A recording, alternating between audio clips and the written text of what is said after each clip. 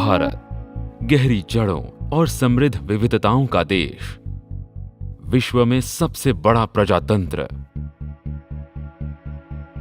अपने नेताओं को चुनाव प्रक्रिया द्वारा चुनना लोकतंत्र का सबसे महत्वपूर्ण भाग है।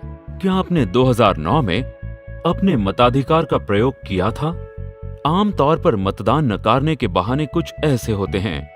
कई लोग मानते हैं कि मेरे एक वोट की भला क्या गिनती, मेरे अकेले के वोट करने से क्या होगा, या फिर मतदान का दिन एक और छुट्टी का दिन। मैंने तो पहले ही अपने परिवार के साथ कार्यक्रम तय कर लिए थे। कुछ को अपने दोस्तों के साथ फिल्म देखनी थी। या अक्सर लोगों में पूरी शासन व्यवस्था के प्रति एक निराशा का भाव पाया जाता है कि वोट करने लायक कोई अच्छा उम्मीदवार ही नहीं है। या फिर अक्सर पाई जाने वाली एक उदासीनता कि 2009 में चुनाव हुआ भी था क्या। इन्हीं बातों के परिणाम स्वरूप एक चौंका देने वाला सच उभर कर सामने आता है। आंकड़ों के मुताबिक मताधिकार रखने वाले मतदाताओं में से केवल 54% ही मतदान करने निकलते हैं। प्रजातंत्र में सरकार को होना चाहिए जनता की, जनता के द्वारा और जनता के लिए। लेकिन क्या भारत में सचमुच हम ऐसा पाते हैं?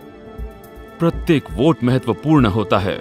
चलिए पूरी चुनाव प्रक्रिया की एक बार फिर कल्पना करते हैं। किसी भी चुनाव क्षेत्र में केवल 54% लोग मतदान करने आते हैं। विजयी पार्टी जीतती है 16 से 20% मत प्राप्त करने पर, और विजयी पार्टी की जीत की बढ़त 5% मतों से भी कम की होती है।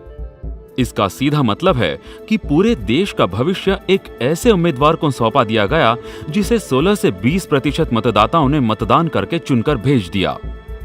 इस प्रकार के असंतुलन से एक घटना चक्र की शुरुआत हो जाती है। विजयी उम्मीदवार उनकी समस्याओं की ओर ध्यान ही नहीं देता जिन्होंने चुनाव के समय अपने मताधिकार का प्रयोग नहीं किया। अंततः होता यह है कि लोगों का पूरी शासन व्यवस्था पर से विश्वास उठ जाता है और वो अपना मताधिकार ही छोड़ देते हैं, ये सोचकर कि उसका कोई मतलब ही नहीं। जबकि दूसरी तरफ वो विजयी उम्मीदवार लगातार उनके लिए काम करता है जिन्होंने वोट देकर उसे विजयी बनाया था। बस फिर यही क्रम चलता रहता है। यूं देखा जाए तो वो उम्मीदवार तो लगातार अपने काम में जुटा है और वो उनकी सेवा कर रहा है जिन्होंने उसे वहां तक पहुंचाया। आपका वोट इस घटनाक्रम को बदलने की ताकत रखता है।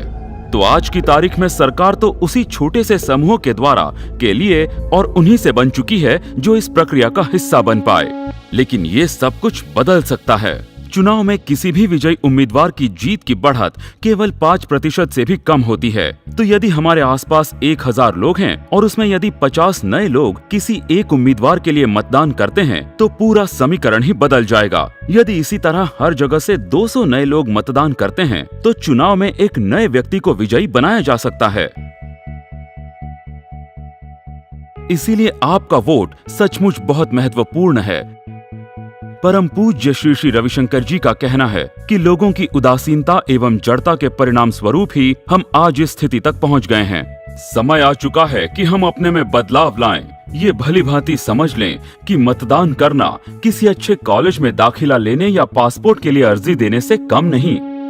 हमारे पास लगभग 1.5 करोड़ लोग ऐसे हैं जिनकी आयु 18 से 22 वर्ष है और उनमें से 50% से भी अधिक ने अभी तक अपना नाम दर्ज नहीं करवाया। अब समय आ गया है कि हम अपने समाज को सही, शांतिपूर्ण तथा समृद्धशाली बनाने में जुट जाएं। आज ही अपना नाम दर्ज करवाएं और मतदान अवश्य करें।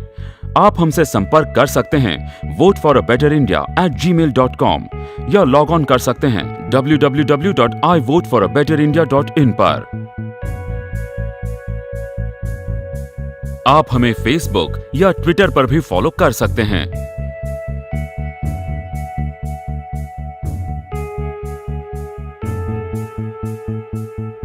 जय हिंद।